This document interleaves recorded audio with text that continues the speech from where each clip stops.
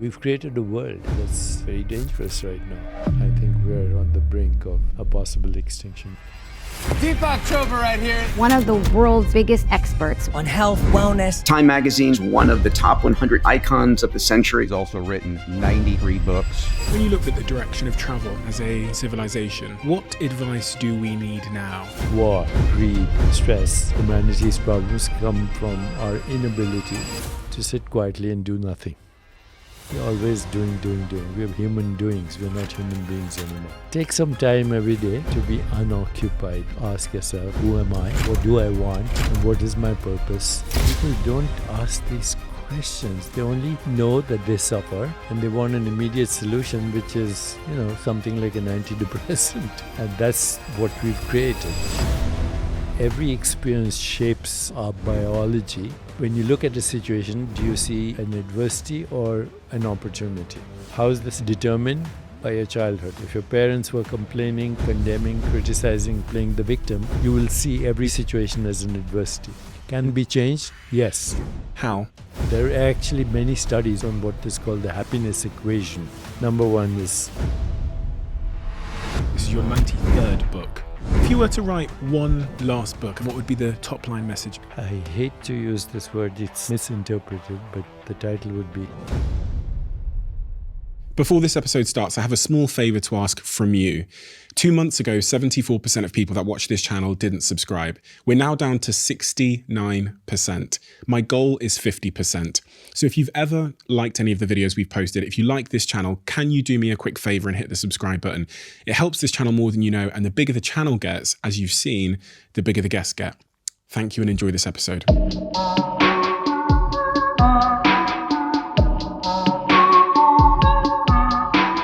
Deepak, as I was reading through your work, a certain word came up over and over again, and it was the word purpose. So I wanted to start this really by asking you, what is your purpose? What mission are you on? You've written, I'm hearing, this is your 93rd book. If there is an umbrella that one could call your purpose, what would it be? For the last 35 years, I've used our non-profit foundation, Chopra Foundation, with the mission statement of reaching a critical mass of people, in my mind, 1 billion people, for personal and social transformation, for a more peaceful, just, sustainable, healthier, and joyful world. So those words are very carefully chosen. Peaceful, sustainable, healthier, just, and joyful. So everything is under that umbrella. Going back to the start of your story, what do I need to, that profound purpose, that mission you've been on for the last 30 plus years, where does that stem from? What's the earliest sort of domino that fell to put you on course to pursue that as your life's work? I trained in internal medicine and then endocrinology, which is study of hormones.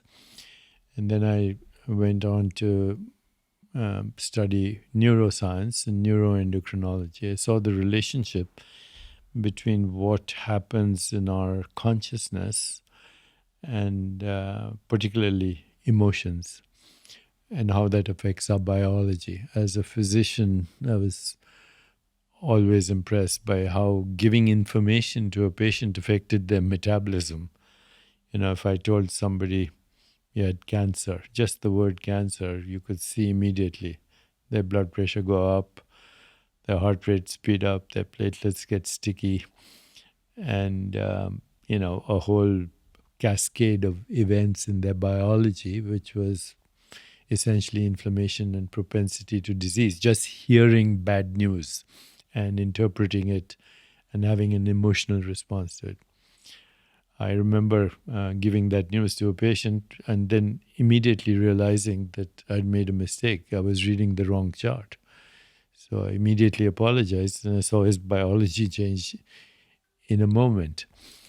And now, 40 years later, we realize that every experience you have, every experience, doesn't matter what the experience is, it could be emotional, but it could be food, it could be sleep, it could be exercise, it could be breathing or yoga. But right now, this conversation, we're having this conversation and you and I exchanging information in our frontal cortex of the brain, and genes are going on to facilitate the neural networks that make this happen. But then there are people listening to us, maybe hundreds of thousands, their brains are being activated. So I realized that, you couldn't localize the mind. If you ask a neuroscientist, conventional neuroscientist, where's the mind? They'll point to their brain. But the brain only has the neural correlates of the mind. The mind itself, you can't localize. It's both embodied. It's a relational and embodied process. So, the mind doesn't exist by itself. It exists in relationship to other minds. So it's relational and embodied in the brain, but in your biology. And it regulates the flow of energy and information in our bodies and in the ecosystem of relationships. Now, if our identity, fundamental identity, which is that of the separate self, which is a socially induced hallucination, in my opinion, because the separate self doesn't exist, period. But that hallucination or that idea of the separate self creates anxiety. It also creates anger because of trauma in the past.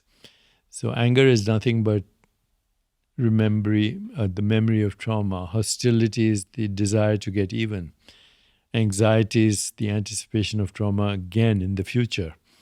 Blaming yourself is guilt, and guilt leads to humiliation. Humiliation and the combination of everything I've said leads to depression, which is the number one pandemic of our time, not COVID. Depression, stress, hostility, resentment, that causes inflammation. So, suddenly I had this idea that if we went back to some of the wisdom traditions of the world that said our essential nature is, as the Buddhists say, interbeingness. We are, famous statement of Thich Nhat Hanh, we are interbeings that interarise in the inter-isness. There's no isolated self. But that isolated, fearful self has created the trauma that we see in the world that actually manifests as war, terrorism, eco-destruction, greed, leaders who are only interested in power-mongering, influence peddling, cronyism, corruption, and their own self-interest. So we've created a world that's actually very dangerous right now. And I thought in my naivete about 35, 40 years ago, if we had something that could actually collectively shift consciousness, and actually I was one of the founders of an association called Alliance for a New Humanity. And we had people from civil society, lawyers, attorneys, people from the United Nations, with this idea that we could reach a critical mass of people for a more peaceful, just, sustainable, healthier, and joyful world. But even the organization faltered because there was schism within the organization. People, again, power mongering and fighting within the organization for dominance or leadership in a very selfish way. So the organization faltered. It didn't go anywhere. I decided to continue on my own. So when you talk about this separated self, you're referring to identity. I'm referring to identity. Identity. Which is, identity, our crisis today and has been of identity. And identity on a personal level is this the story that I tell myself about who I am and that I accept about myself. Correct. And for a country, they have their own identity. They accept that they are the United States of America and we are this and this is who we are. Correct. And then that causes separation and a disconnectedness. Correct. You talked about how you created an organization to try and combat this and get to that critical mass. And then the organization itself failed, which makes me think, is this not just innate in humans that we are greedy, selfish, power-mongering, corrupt at our core? It's been our evolution since hunter-gatherer times. And it got worse in the industrial age. And then I think it got even worse with the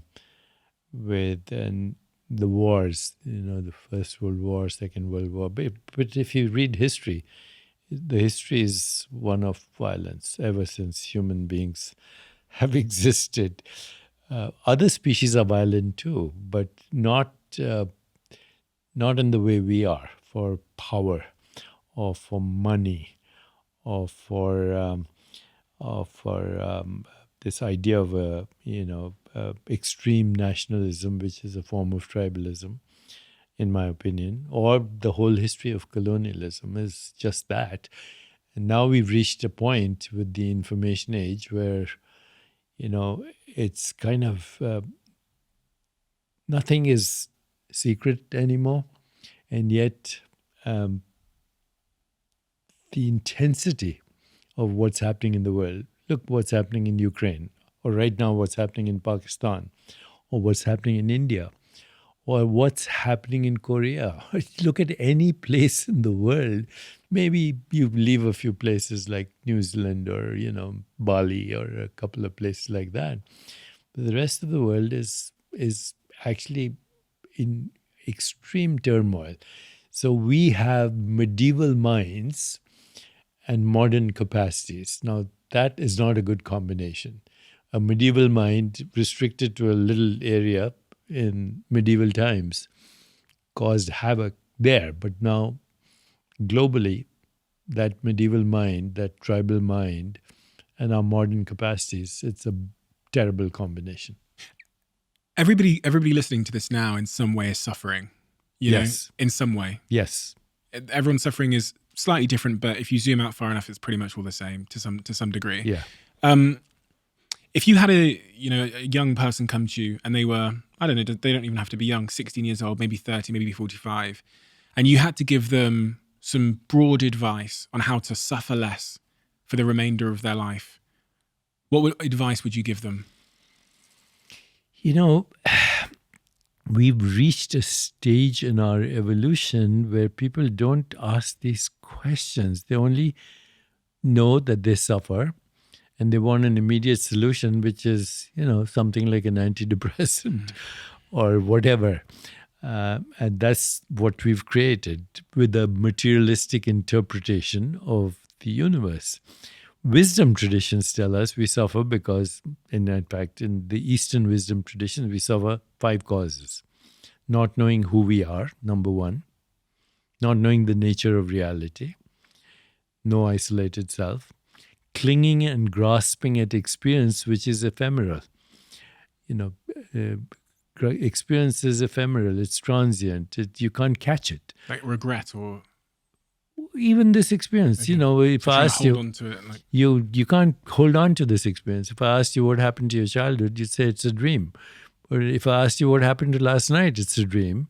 What happened to this morning, it's a dream. What happens to these words, by the time you hear them, they don't exist. And me trying to cling on to that. So we try to cling on that. Then we also recoil from that if it's unpleasant. We confuse ourselves with our ego identity, which is socially induced, and we fear death. Those are the 5 causes of suffering. So wisdom traditions say you have to figure out what is reality. And when you figure out what is reality, and you can't do that at 16 unless you have been groomed, in wisdom traditions, you were groomed for wisdom.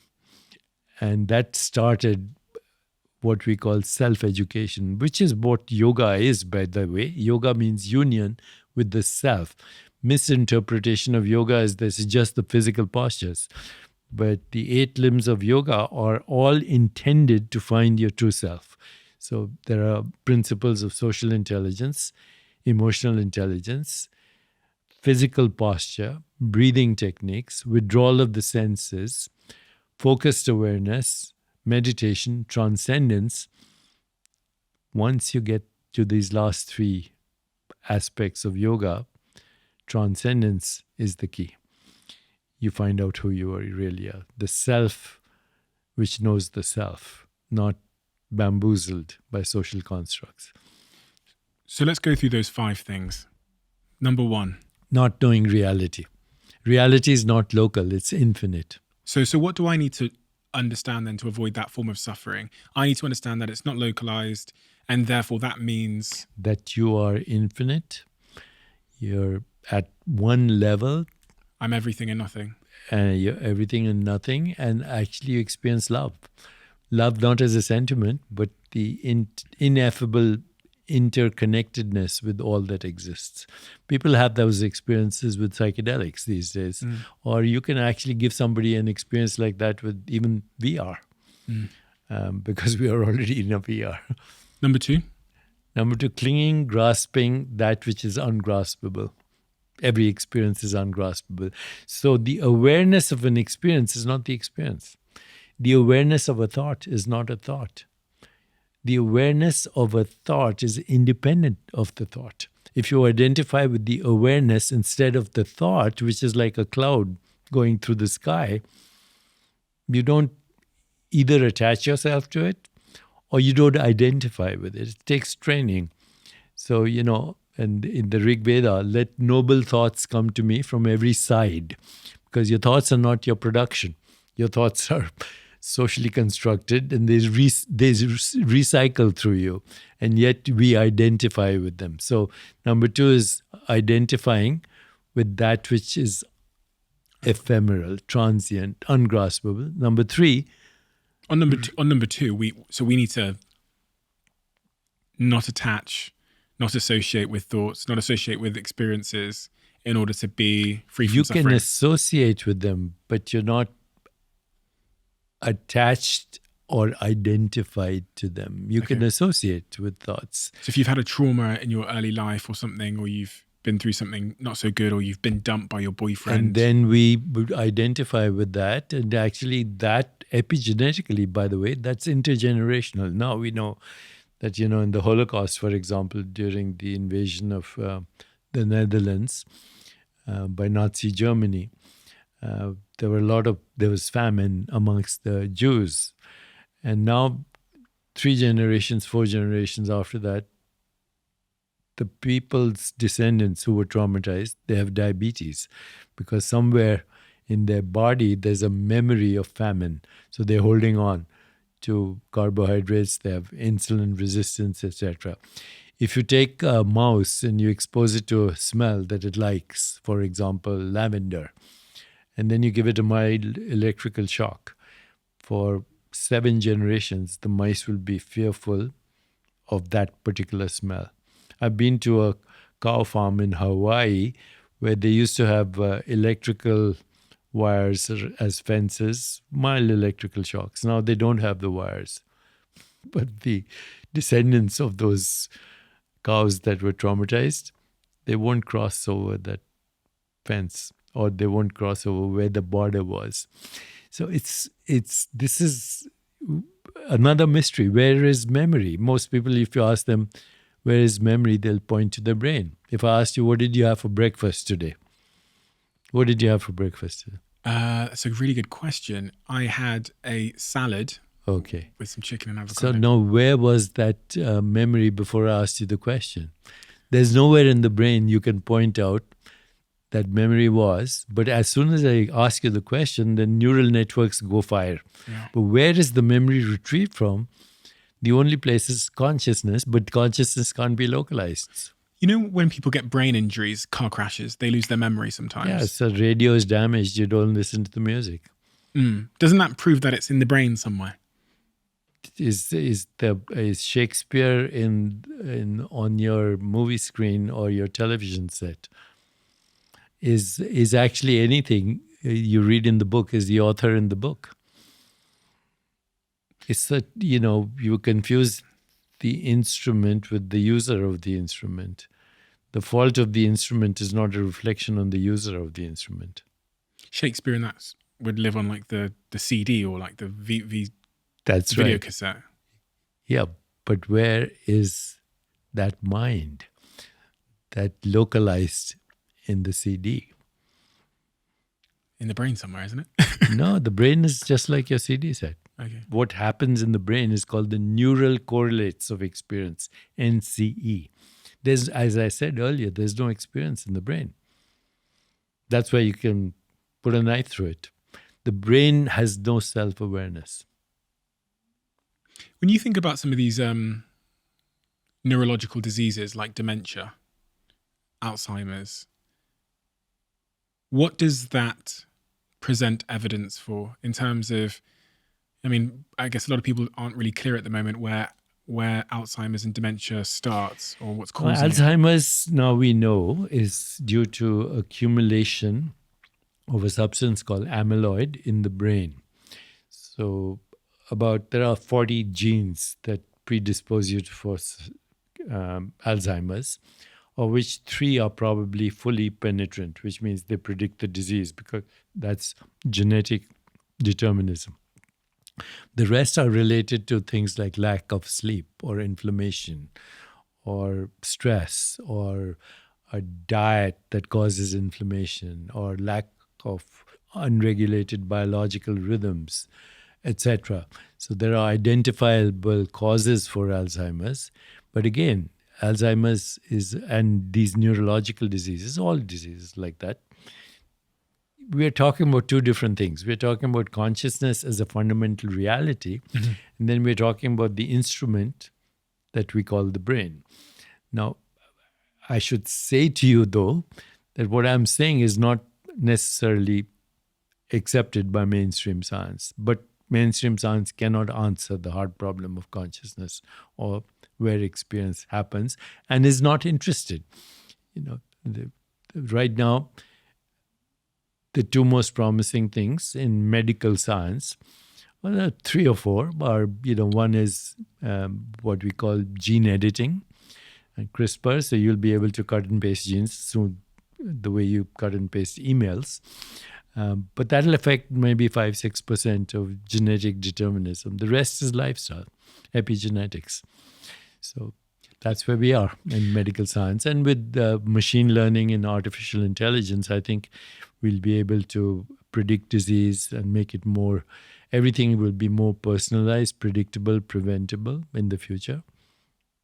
But we are talking about 2 different things right now. We're talking about biology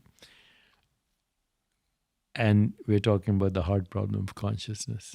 We'll get on to the pillars of well-being. Wanted to finish those 5 points of suffering. Yes. They're called the 5 kleshas. Kleshas. Yeah, in Sanskrit. So that we were on number 3, right? Recoiling from experiences that we interpret as unpleasant. Okay. But see, once again, the awareness of the experience is not the experience. So once you can observe the experience, you're free of the experience. You don't identify with the experience. Oh, that's an interesting thought. Passing by the screen of my consciousness like a cloud in the sky. I'm not the cloud, I'm the sky. I'm not the play on the screen, I'm the screen. So an example would be, the sentence is recoiling from experiences that unpleasant. They're unpleasant. So give me an example. Someone in my family dies. Yeah. So obviously you're scared, right? Because you identify with the experience, but everybody dies. I mean, trillions of people have died. You're not the only one who's going to die. And then what dies is another mystery. The body dies. The seeds of memory recycle. Because what is memory but it's information? And that's recycled through collective consciousness. So as soon as you're born, you're already born into an interpreted world. A world with memory, a world with imagination, a world with non-local consciousness that is now localizing through your brain as this process that you call the body. The body-mind is a process in consciousness. Consciousness itself is not subject to time. Only, time is an experience we have as soon as we have subject-object split. So as soon as there's subject-object split, which is artificial, in nature is a unified activity, then time is born. The experience of time is born. So in your life, if someone dies, God forbid, do you suffer? You grieve, which is a natural process, and it has a life cycle. You don't hold on to it. In fact, you embrace it. You embrace anytime you recoil or deny, resistance creates even more stress. So what we call stress is resistance to existence in the moment. Okay. If you don't resist experience in the moment, it's passing by. So something really bad happens at work. I get a really bad, my boss tells me I'm fired. The mindset required to avoid suffering in that case is to take the news. It's not a mindset. It's a step in awareness. The awareness of the mind is not the mind. Who is it or what is it that knows a thought? That is what you need to shift to.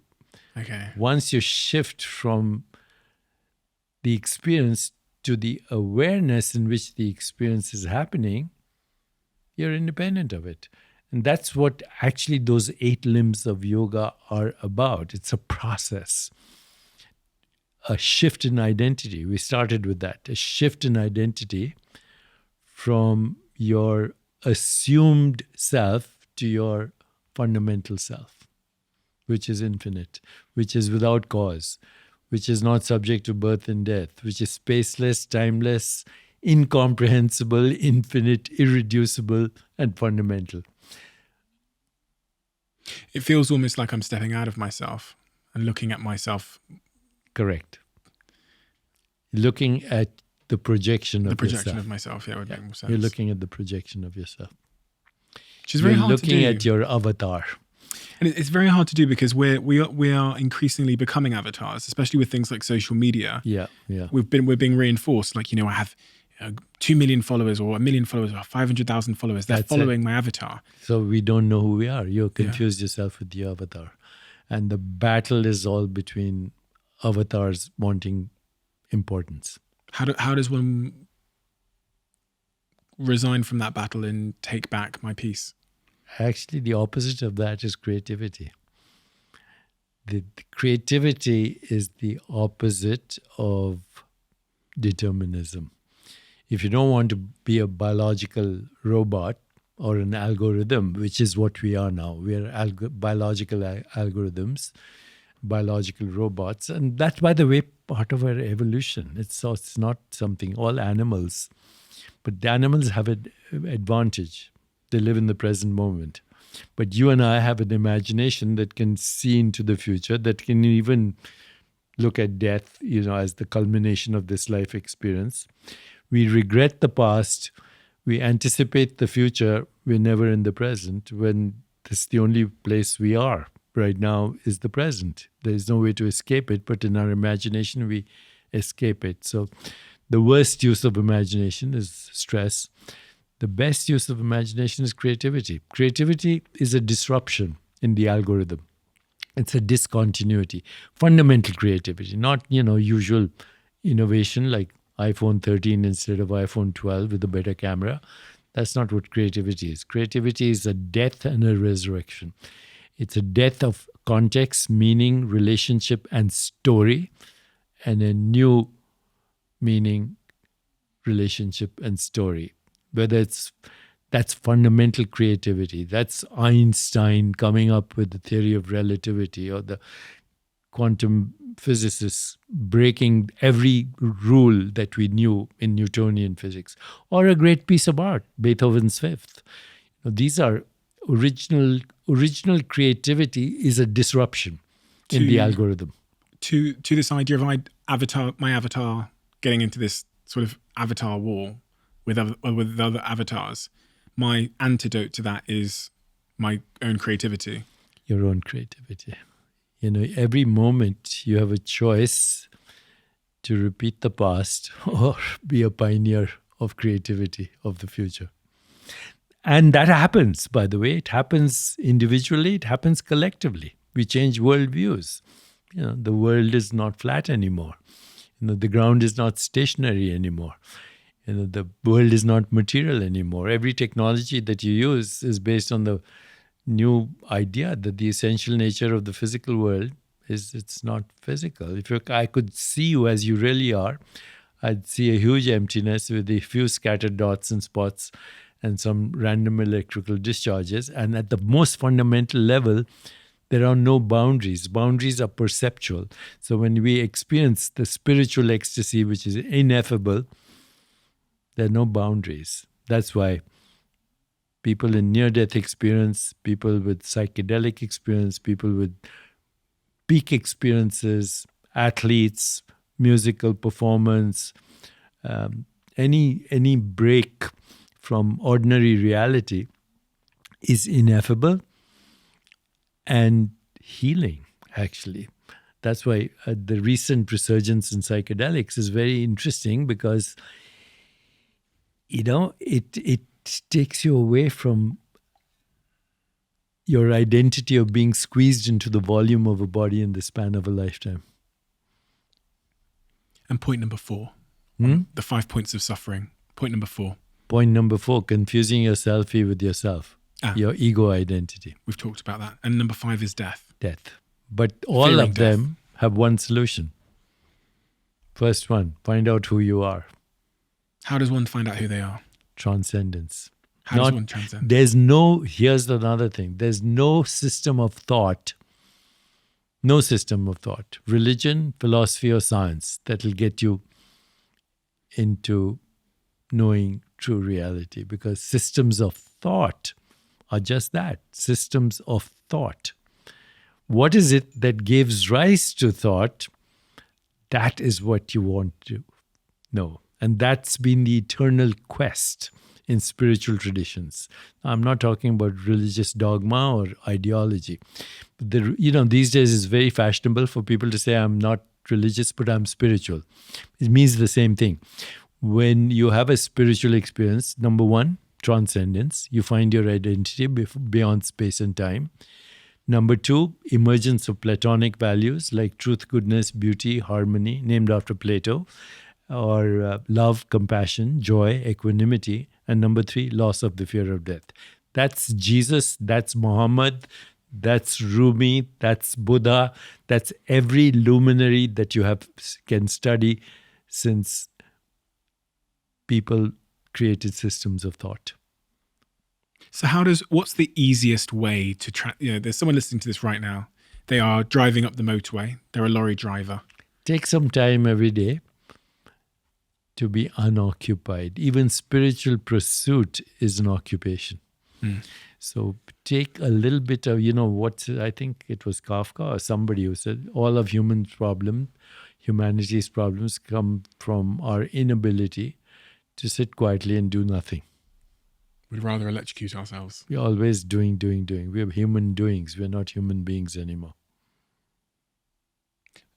So if I pull over the lorry that I'm driving up the motorway and I say, do you know what? Deepak told me to take some time for myself. So I sit in the lorry for 15 minutes every day.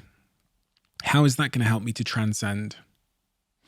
It starts a process. You begin to ask yourself, who am I?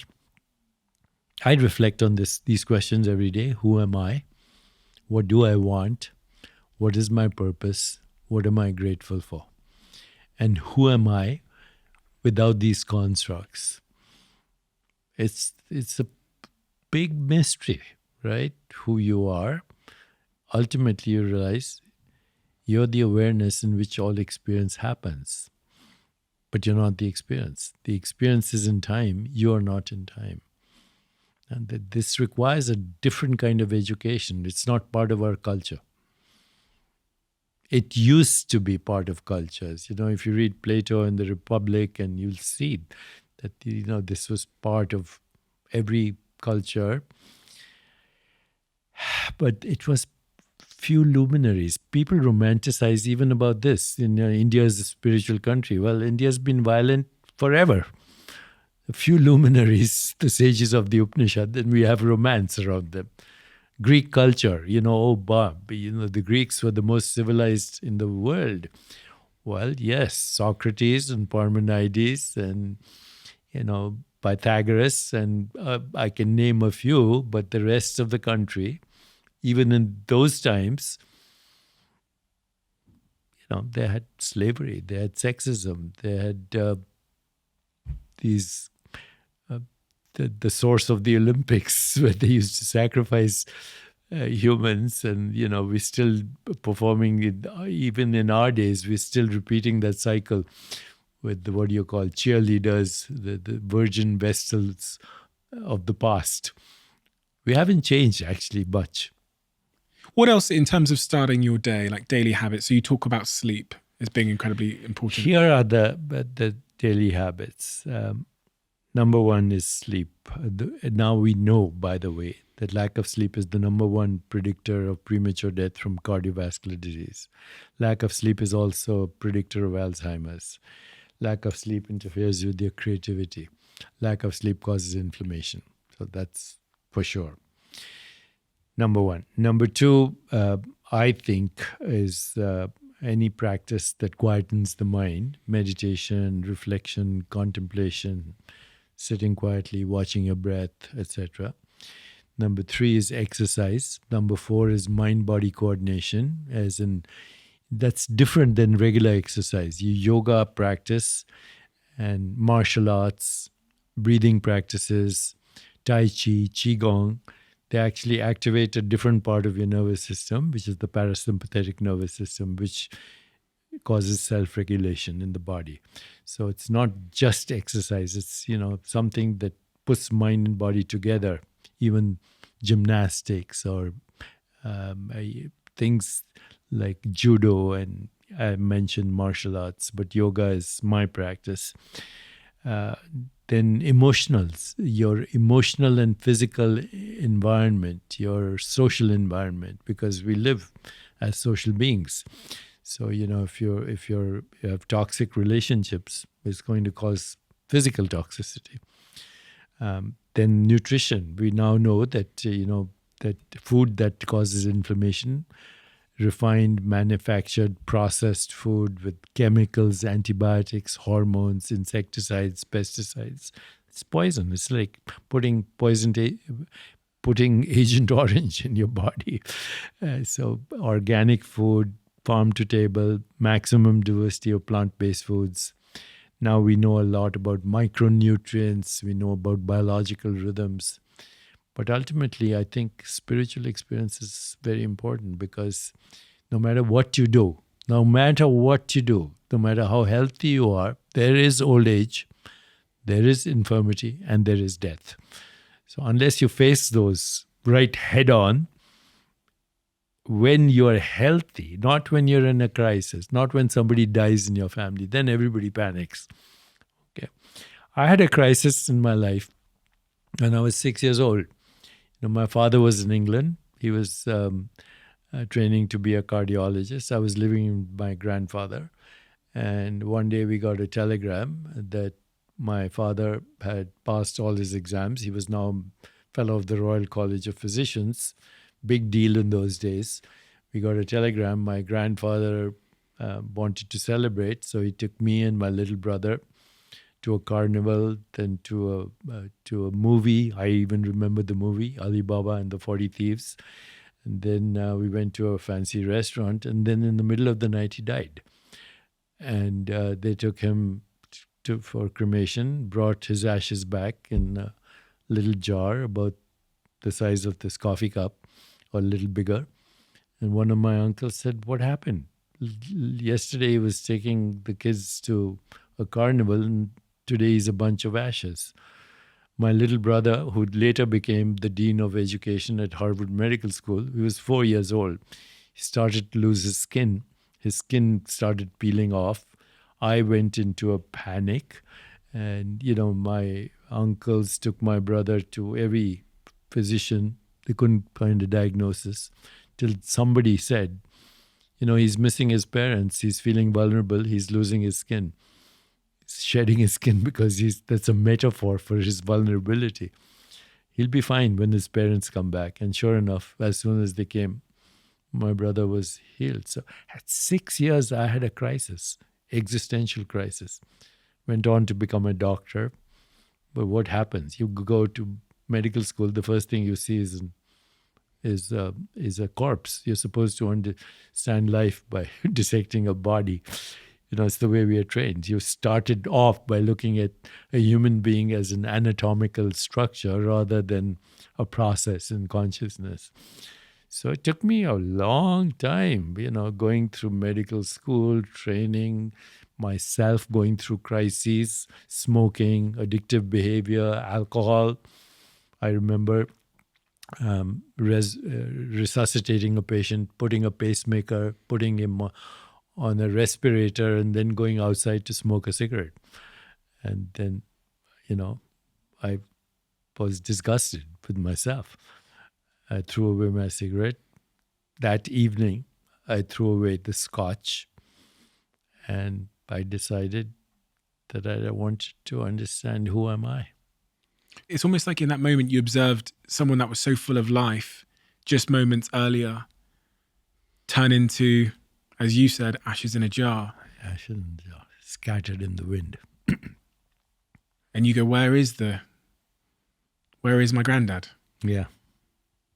He's not local. Non-local. Right. Which is our essential nature, actually. To be non-local is to be connected with all that is. And Indian poetry and poets in general, from William Blake, we are led to believe a lie when we see with and not through the eye, that was born in a night to perish in a night while the soul slept in beams of light. So when we look through the conditioned mind, that's a lie. When you look beyond the conditioned mind, that is light. Do you think you'd be doing the work you are today if your granddad hadn't passed away when you were 6 in those circumstances?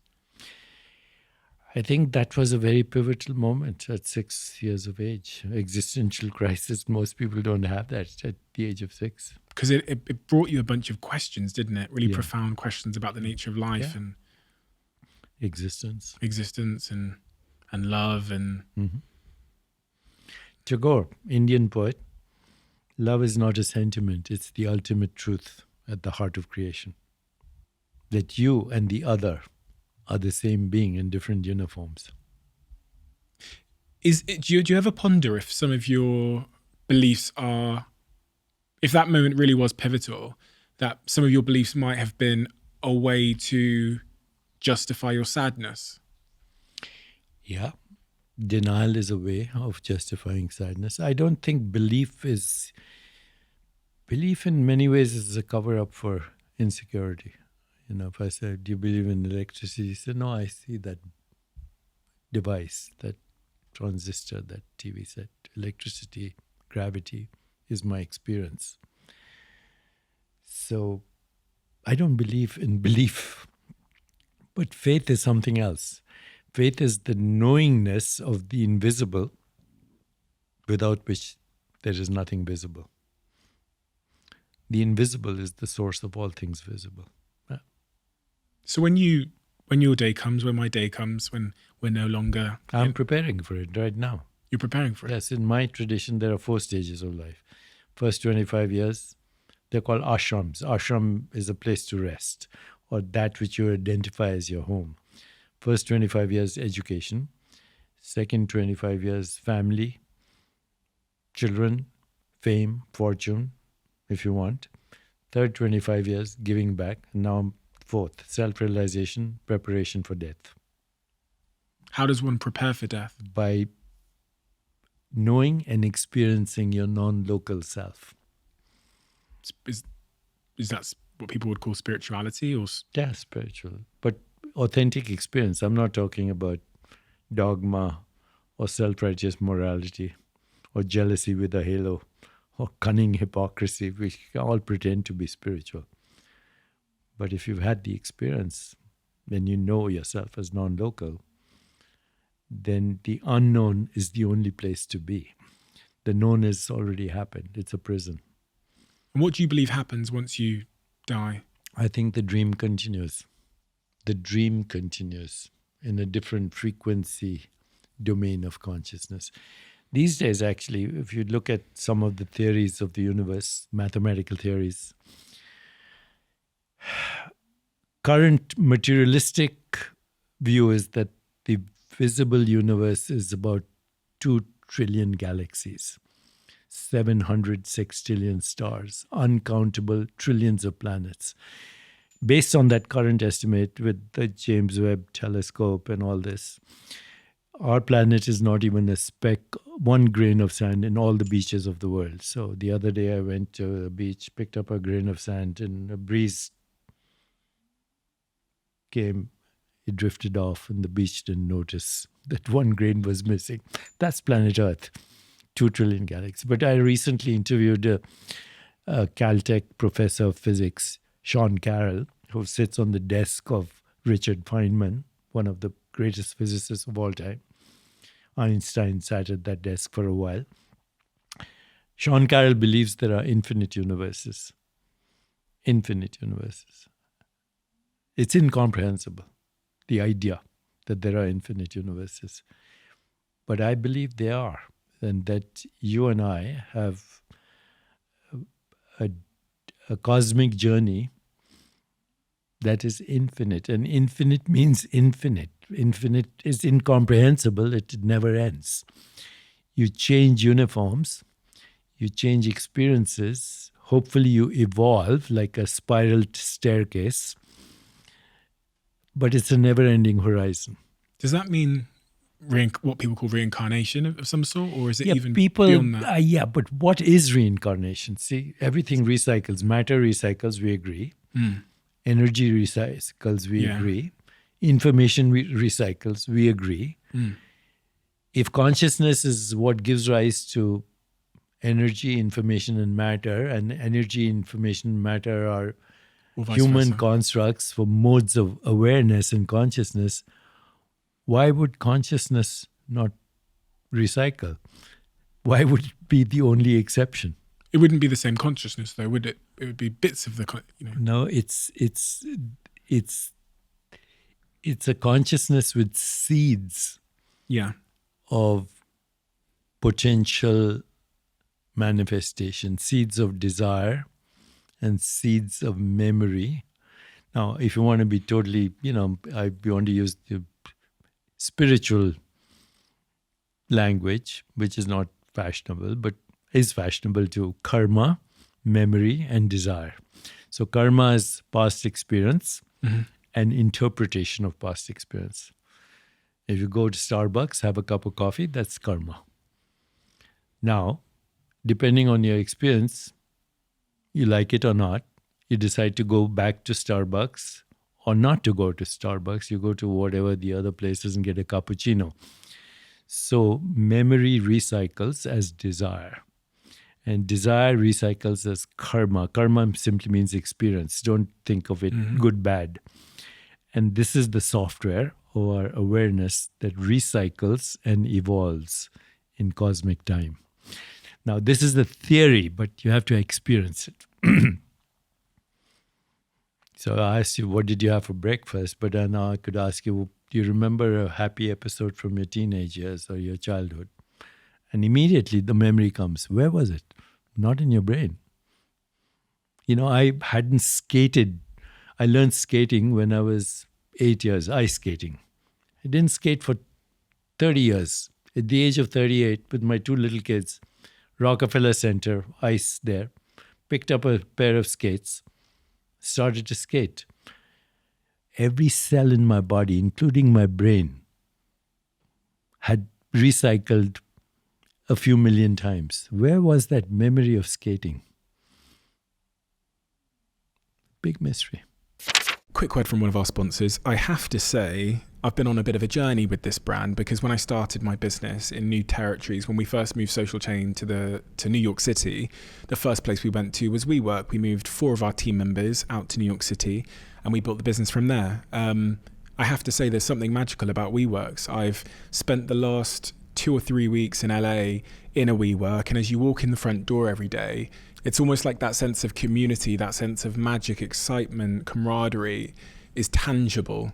And you don't get that when you're working at home. You don't get that often when you're sat in your bed on your laptop. There's something about getting out and getting into a WeWork that makes me feel a sense of entrepreneurship and creativity and building. And the way that WeWorks are designed, both in the way that they offer subscriptions so that you can work, on demand, but also the flexibility of the contracts means that it's just the perfect place for businesses to scale their companies. And if you haven't checked out WeWork and you want to, you can go to we.co/CEO, and there you can get 50% off a trial day at a WeWork close to you. Over the last couple of, how long? Maybe 4 months, I've been changing my diet, shall I say. Many of you who've really been paying attention to this podcast will know why. I've sat here with some incredible health experts. And one of the things that's really come through for me, which has caused a big change in my life, is the need for us to have these superfoods, these green foods, these vegetables, and then a company I love so much, and a company I'm an investor in, and then a company that sponsored this podcast and that I'm on the board of, recently announced a new product, which absolutely spoke to exactly where I was in my life, and that is Huel. And they announced Daily Greens. Daily Greens is a product that contains 91 superfoods, nutrients, and plant-based ingredients, which helps me meet that dietary requirement with the convenience that Huel always offers. Unfortunately, it's only currently available in the US, but I pray that it'll be with you guys in the UK too. So if you're in the US, check it out. It's an incredible product. I've been having it here in LA for the last couple of weeks, and it's a game changer. What is the thing that you believe to be true that most people disagree with you on? Right now, my interpretation of what I call quantum healing, quantum mechanics. I wrote a book called Quantum Healing in 1988. It was vilified. I reissued it a few years ago because now we have science. And I'm doing a book with a quantum physicist at the moment, where I believe that our biology, like everything else, is quantum mechanical. It goes.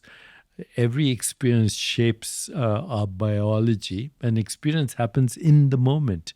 So your body is changing in the moment depending on the experience you're having at a very fundamental level. Pleasure, pain, joy, sorrow, eating, breathing, digestion, metabolism, elimination, thinking, feeling, aspiring, fearing, every experience shapes our biology. We are the metabolic product of experience.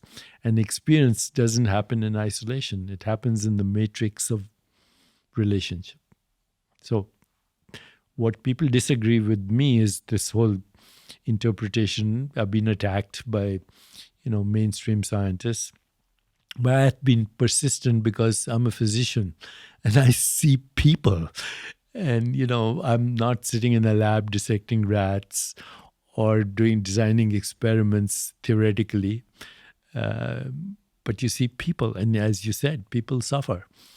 And, if you're a physician, that should be your job to address suffering, not be a technician who can fix everything about the human body, know nothing about the human soul or the human experience. This morning I was at an event and I had a guy come up to me after and he said, I'm 40 years old now, Steve, and I'm in a job and I don't like it. He really doesn't like his job that he's in. He's, I'd say, trapped is maybe a strong word, but he feels unable to take the leap towards a life that he feels will fulfill him. He referenced being scared of what his friends might say. And there was almost this desperation in his face as he spoke to me. He was seeking words of advice from me to him to help him out of that situation of like, I'm 40 years old, I've got a partner, I've built this life, but it's not resonating with who I am. And I could feel the suffering. That's a lot of people that are listening to this right now. They are. That's what our social structures have created. And yet, the people like Joseph Campbell, who coined the expression, follow your bliss, follow your joy, follow your purpose, follow your meaning, follow your dharma. In Buddhism, they say 3 things will save you. One is take refuge in the community of conscious beings, take refuge in a higher purpose, and take refuge in transcendence. If you do that, your life will be meaningful. And meaning is what drives us. There are actually many studies, by the way, recent studies on what is called the happiness equation. I'll give it to you. H is equal to S plus C plus B. So H stands for happiness, is equal to S, set point in the brain. The set point in the brain is when you look at a situation, do you see an adversity or an opportunity? How is the set point determined? By your childhood. If your parents were complaining, condemning, criticizing, playing the victim, you will see every problem, every situation as an adversity. Condemn, complain, criticize, and play the victim. On the other hand, your parents or your caretakers or your ecosystem of relationship when you were growing up, first 3-4 years of life, they were looking at opportunities. They were always, engaging in compassionate, empathetic conversation and joy and laughter and celebration. Then you'll have a set point for happiness.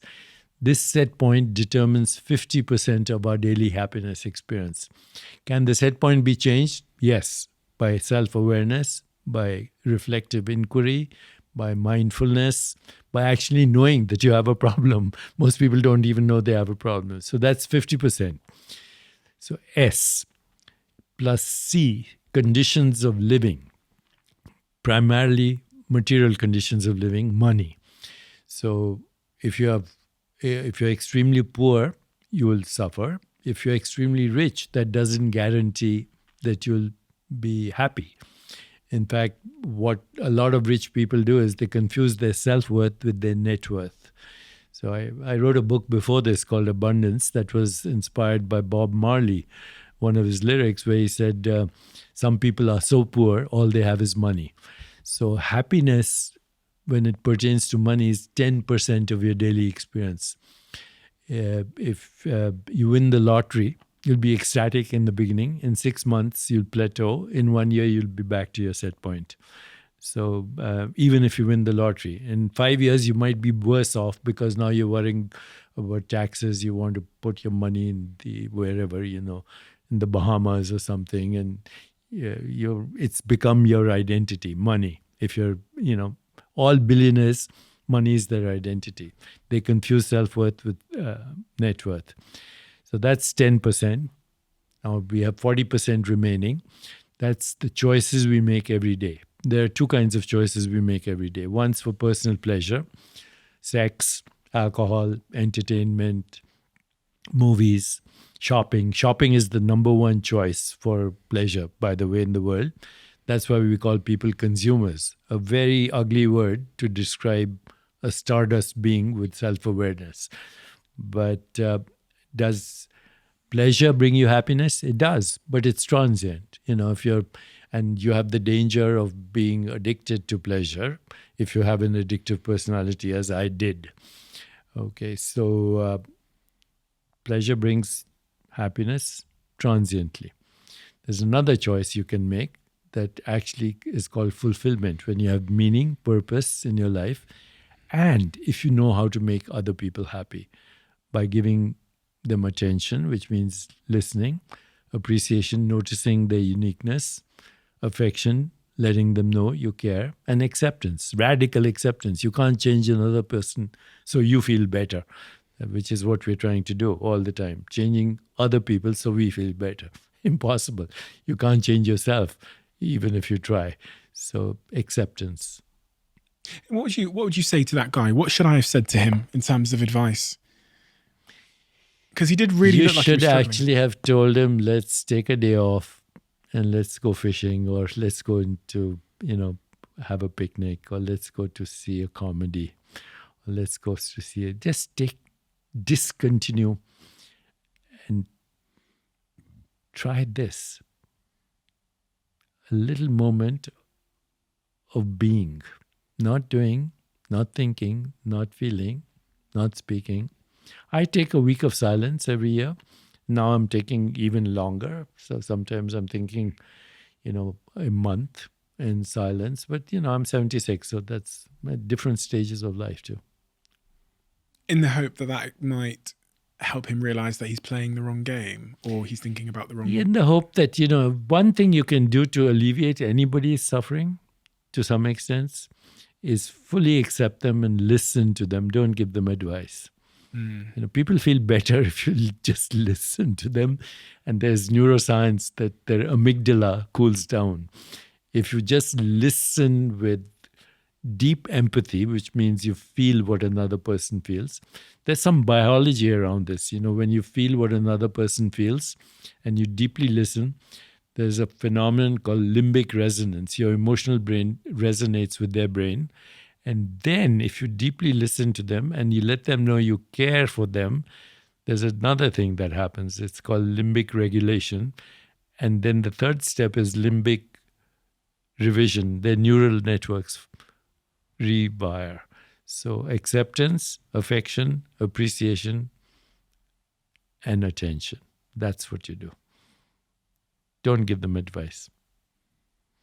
People go to therapists to get advice. Therapists don't do that. They listen. Good therapists listen. Interesting.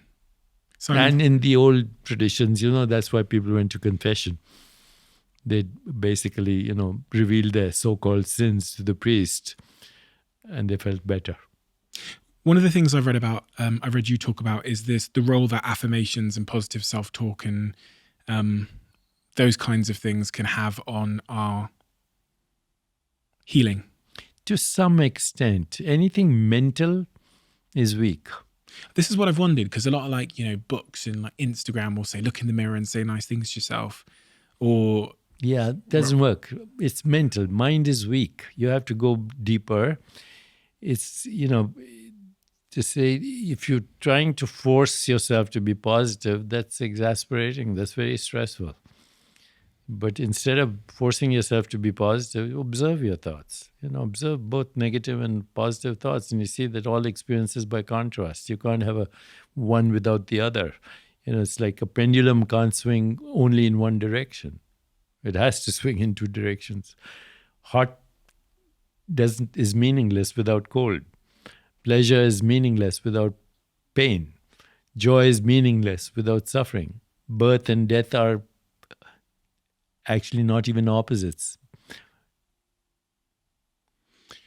Birth and death are opposites. Life is the continuum of birth and death. You can't have one without the other. In biology, there's something called apoptosis, programmed cellular death. When a cell forgets to die, it becomes cancer. That's what it is. A cancer cell doesn't die when it's supposed to. Normally, our cells are dying constantly so you can be born again. That's the literal meaning of born again. What do you think of, what do you think success is then? If we're stepping away from this identity which can cause so much suffering, what is... For me, success is the progressive realization of worthy goals, number one. And worthy goals, that's a subjective measure. So for me, it could be taking care of my dog. Could be my worthy goal. If it gives you pleasure, yes, taking care of your dog. But if money is your goal for the sake of making money, then you'll never be happy. But if money is your goal, so you can actually make a difference in people's lives, including your own and your family, but also community at large, that's a worthy goal. So it's number one, progressive realization of worthy goals. Number two, the ability to love and have compassion. And number three, actually, which is for me the most important, to always go back to your creative source. Once you have this ability to go back to your creative source, you will be successful, no matter what. Don't be bamboozled by the hypnosis of social conditioning. Don't be in a rush to conform. There's studies that if you, Gallup, I'm on the advisory board of Gallup, if you have a house that's $50,000 and you're offered a house that's $500,000, but your neighbors have $1 million homes, you won't move. You're always comparing yourself to the other person. This is how we are socially programmed. Rush to conform, comparison with others. And, if your child doesn't conform, then he's not a good student. And I used to, when my son was growing up, he always was reading comic books and, engaging in games and sports. And was very poor at mathematics. And my wife would constantly complain that he's not good at school. I said, wait a minute, he'll do what he's enjoying. Let him do what he's enjoying. He ended up creating a sports company, a comic book company, and now he has a very successful business called The Religion of Sport with Tom Brady. Won 5 Emmys. Wasn't a good student. So I said, don't focus on your weaknesses. Focus on your strengths. And if you have a child who loves to play tennis, is poor at math, get him a tennis coach. And one day he might get a mathematician to be his accountant. When you look forward at the direction of travel that we're on as a civilization, what advice do we need now the most? Don't get stuck in melodrama. This whole world is full of drama. Everything that sells is drama. News is not news anymore. It's opinion and drama.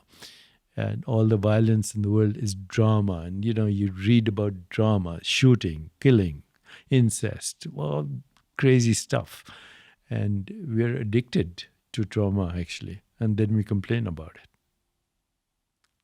We're addicted to trauma or drama? Yeah, both.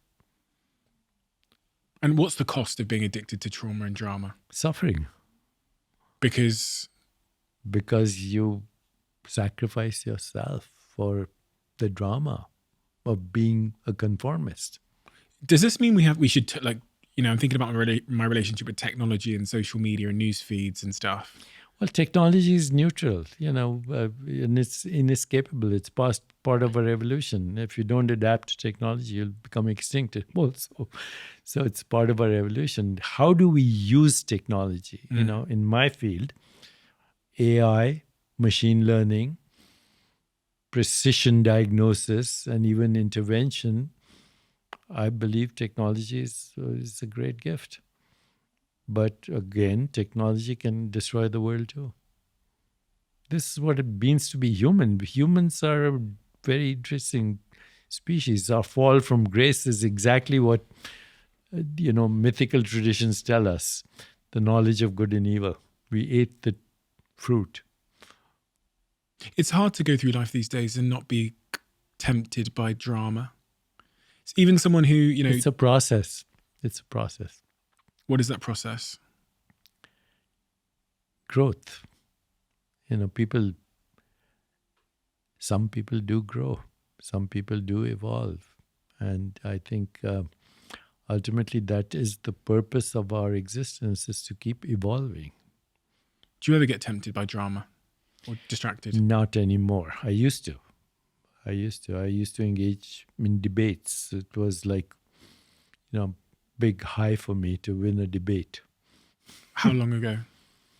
Well, I started in school and I left debating only recently. I was just 5 years ago. I was debating Richard Dawkins in Mexico, and I felt foolish after that. So you made the decision not to debate anymore? Not to engage in debate anymore. No, because nobody changes their mind. The debaters don't change their mind, and the audience doesn't change their mind. They, in fact, get reinforced by the opinions they came with. So if we do want to try and change people's mind, because be the change. If you want peace in your life, be peaceful.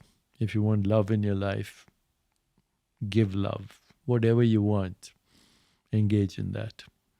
I think that's the only thing. You can't, you have to be the change that you want to see in others. And then people respond, not by what you say, not by what you do, but just by your presence. You've written 93 books, as I said earlier. I think this is your 93rd, I've been told, this book about living in the light. New book, Yoga for Self-Realization. I guess my question, I can't comprehend the concept of writing so many books. I wrote my first one, and then I'm currently writing my second one, and it's just consuming all of my time. And I went off to Bali. I spent a month there writing it in I'm Ubud. sure you enjoyed that. Oh, I love it. I always go Yeah. there to write. It was amazing. But my question to you, this book is fantastic, and I think that we'll talk a little bit about yoga in a sec. But your 94th book.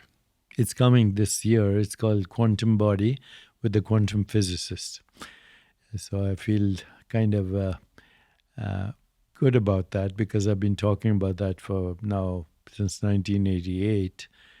That's 12 plus 23. That's over 30 years. I've been vilified, attacked, everything about that. And I realized that people are territorial. The physicists say, who the heck is he talking about quantum physics? The biologists say he's not trained in biology. He's a physician. Who the heck is he talking about biology?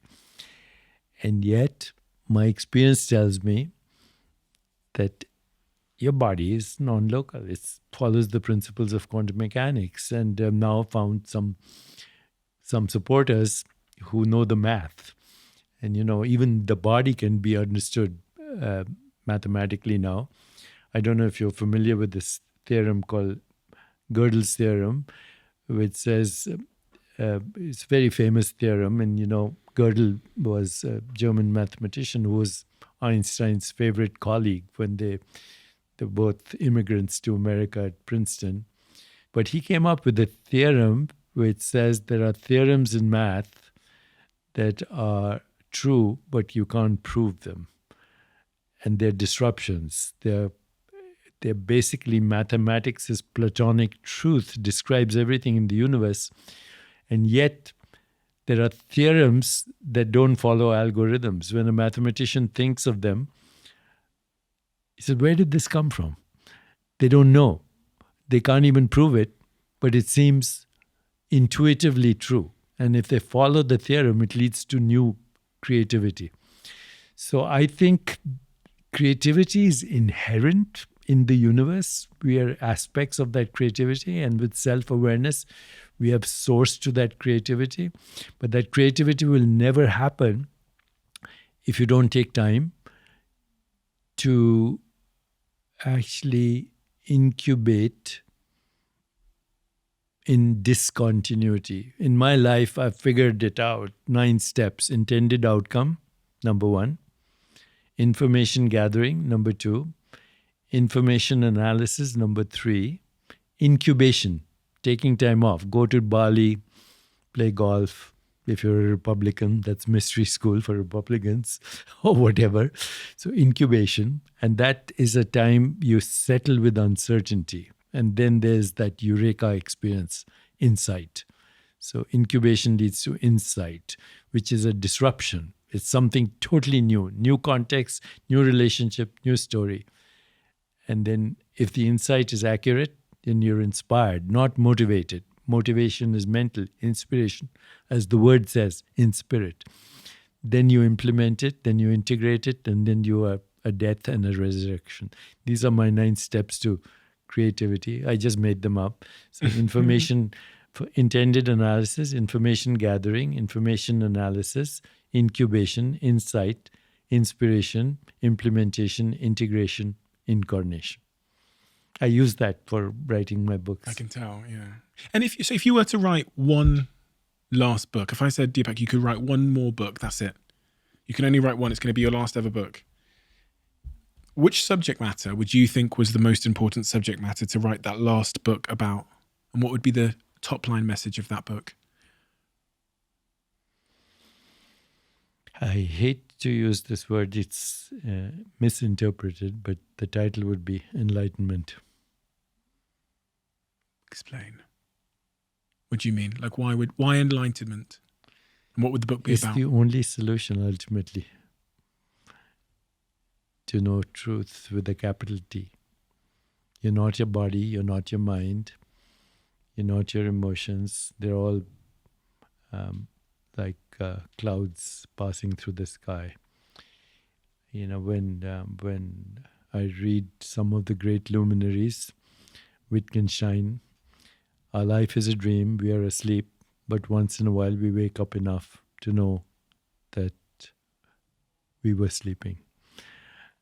Buddha, when he died, he said, "This lifetime of ours, as transient as autumn clouds, to watch the birth and death of beings is like looking at the movements of a dance. A lifetime is like a flash of lightning in the sky, rushing by like a torrent down a steep mountain." As I look back now, my life, 76 years, it's a dream. But it's been a good dream with a few nightmares here and there. But it's been a dream, and I feel the only solution is to wake up now. When the Buddha was dying, people asked him, "Who are you? Are you a Messiah? Are you God? Are you a messenger?" He said, "None of the above." He said, "Who are you?" He said, "I'm awake, finally." I think that's our ultimate destiny, to wake up. What do we need to do to wake up? We need to question our everyday reality and human constructs. They're useful. Money is a useful construct. Latitude, longitude are useful constructs, but they're still constructs. They're not reality. What is the source of these constructs? When you get to the source, you realize that your capacity for creativity is infinite. Your capacity for love is infinite. Your capacity for compassion is infinite. Your capacity for healing is infinite. And ultimately, you are infinite, having a dream right now. If I made you prime minister or president of the world, if there was one significant change you could make to lead us more towards that better future of enlightenment, I would say an education that does not sacrifice self-awareness. We have information overload right now. I don't need information overload. I can Google it or now go to Chat GPT or something like that. What I need to know is, who am I? How do you feel about ChatGPT? PT. It's good. I think it's very good. And I think it's unavoidable also. I actually went to a demonstration recently by Microsoft on something that's coming soon. It's called Prometheus. It's way beyond ChatGPT. Interesting. It'll put most of us physicians out of business because it makes the best diagnosis, gives the best information. What happens then in terms of your purpose and your meaning? Well, we have more time for creativity. Fundamental creativity to create joy in the world. I think the essential message is, if you're not joyful, you wasted your life. I see entrepreneurs all the time, young guys coming up to me with amazing ideas, but they're talking about exit strategy before they've started the business.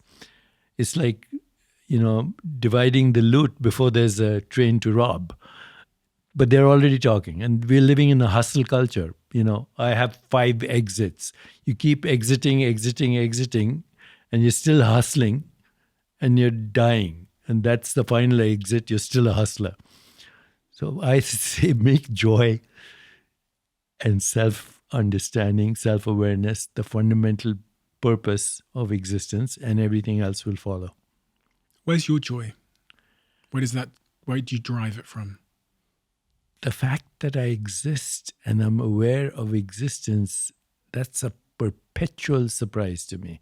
I was looking at emotions, and what's the healthiest emotion you can have? It's not love, it's not compassion, it's not even joy. It's awe. It's wonder. Why do we exist? And why do we have the awareness that we exist? If you're perpetually surprised and full of wonder and joy, you return to innocence. And what we've lost to this world today is the loss of innocence. How do I get my innocence back? Are you married? I'm in love. Okay, well, when you have a child, you'll see it. You'll see it.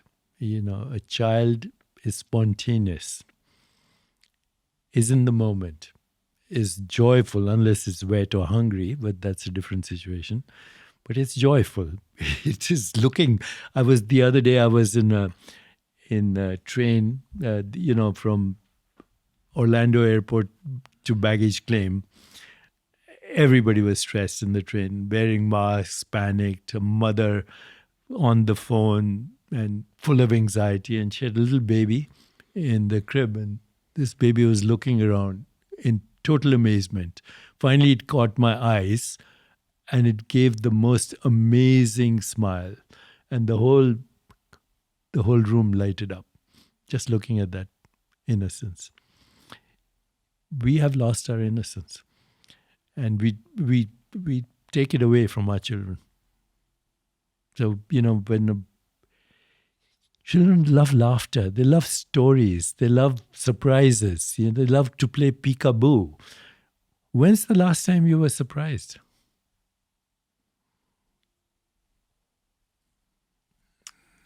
I can't recall being surprised. So Not in a good way, anyway. when I feel I want some joy, I just look at children playing. Is there a way to bring that joy back into our lives as a practice? That innocence? Yeah. Play. Play. Not drama.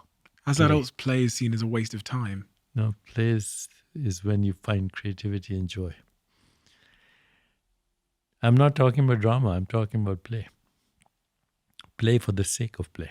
Now, even sports has become competitive. But when you played because you were playing, when a musician is playing, they're not thinking of the end. When you're singing a song, you're not thinking of the ending of the song. You're in the song. When you become the song, when you become that which you're playing, when the music and the musician become one, when the knower and the known become one, when the observer and the observer become one, when the lover and the beloved become one, that's transcendence, that's joy, that's play. Deepak, living in the light, yoga for self-realization. This is your fourth phase of life, and you're into your self-realization phase. Do you know the book, The Body Holds the Score? The Body Holds the Score. There's a lot of similarities between, obviously, your philosophy and that. Yes. That book about how, and I was, because, I start, I think, everything as a skeptic. So breath work and a lot of spiritual things, I start as an ultimate skeptic. I need science, I need evidence, I need proof. And as I read through that book and watched some videos of that, one of the things that it's proven is phenomenal for your mental well-being is things like acting, yoga. They talk about psychedelics and things like that as well. But one wouldn't assume that there's a profound amount of scientific evidence that yoga and acting have really positive mental health implications. Correct. Why is yoga so good for us as humans? Yoga means union with yourself. And yoga has 8 limbs, as I talk about in this book. And ultimately, all those 8 limbs are meant to give you only one insight.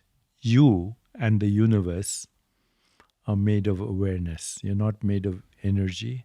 You're not made of matter. You're not made of information. You're made of awareness. Awareness is non-local, fundamental, not subject to birth and death, infinite and formless. So befriend your non-local, formless self. Again, I go back to poetry. Acting is great. Poetry is even better.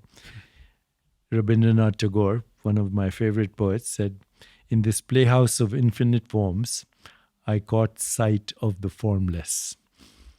And so my life was blessed." Befriend the formless, and then the forms will be seen as expressions of the formless. Without the formless, there is no form. Form is the morphing of the formless into space-time and causality, this theater of space-time and causality, where we are playing as avatars. That is something for me to think about tonight. It's become abundantly clear to me over the last, over the last couple of years in particular, as more people know who I am because of this podcast, and I do some stuff on TV, that you can cause yourself such a tremendous amount of suffering by getting more and more attached to your avatar, and like your avatar becoming more of a defined thing. And I think I've spent a lot of my, definitely the last 2.5 years, trying to resist as much as I can this temptation of becoming my avatar. And doing that on a practical level, I thought, well, resist labels, Steve. So don't be anything. Don't, like, in terms of your bio, your professional bio, don't be those things. Just You're 32, right? 30. 30. Wow. But that's pretty young to have that awareness. Yeah, because I could see how I could cause myself a ton of suffering and build a life which wasn't really who I am by being a social media CEO, for example. Success at an early age. Yeah. You confuse your celebrity with yourself. Yeah.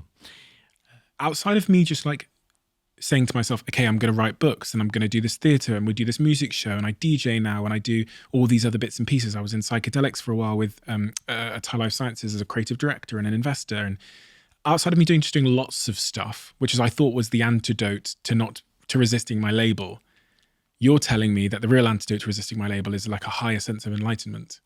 Right. I would suggest a book for you at your stage. You'd find it very useful. It's called The Wisdom of Insecurity. Interesting. By Alan Watts. The more you embrace insecurity and unpredictability, the more access you'll have to the unknown. And the unknown is the source of all creativity. The known is the prison of the past. We have a closing tradition on this. That's funny. We have a closing tradition on this podcast where the last guest asks a question for the next guest. Look at what the question is. I'll show you. You're the first person to ever see that question. Can you see it? What is my biggest insecurity? I'm reminded of a cartoon I saw of a gravesite. And there was a sign on the gravesite. And it said, to whoever was standing by the gravesite, where you are, I was. Where I am, you will be. So embrace the idea of death. And if you do it, you'll see it's death that makes life possible. Because death is creativity. Have you struggled with the idea of death? All my life, since 6 years. And that reared its head to some degree when your parents passed? Yes. And now I'm at a stage where I'm embracing it. Totally. How did that impact you, losing your parents, as someone that's been sensitive and insecure about the concept of death? I would say grief, sadness, longing. But our longing can be the way too.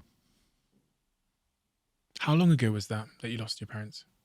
Oh, my parents only in the last 20 years.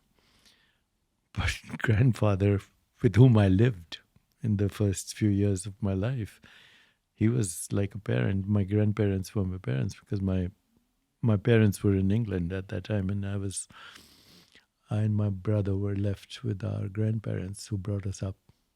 And that, by the way, was that fear of abandonment also is a driver.